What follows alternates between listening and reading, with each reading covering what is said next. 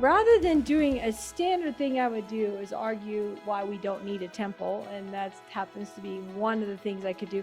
I decided to try a little different approach. And this time I said, so what do you guys do with the Samaritan woman who comes to Jesus? And remember, Samaritan women could not go to the Jerusalem temple.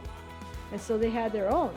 And she says, well, where are we to Jesus? Where should we worship God? You know, because the Jews say it's there, you know, in Jerusalem. And we Samaritans believe it's over here. Where should we worship God? And what was the answer that Jesus gave? Neither place. The time is coming when we will worship God in spirit and in truth.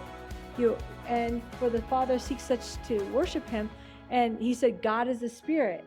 And that's where we get the idea that because as a believer, the Spirit of God is in us. It says that you are the temple of the living God, that your body is.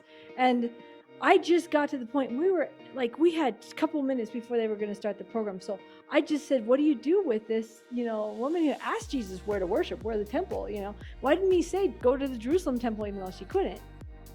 Because the Jews did not like Samaritans. Instead, he says the Father will seek those to worship him in spirit and in truth. And I'm paraphrasing, of course, not the exact quote, but that was it. And they were like, oh, like they never had thought about that passage in that light. And so it's just a little seed planted. It wasn't like I'm out there telling them their temple is wrong. I just had to say, so what do you do with passages like that where she couldn't go to the temple and Jesus didn't say she had to?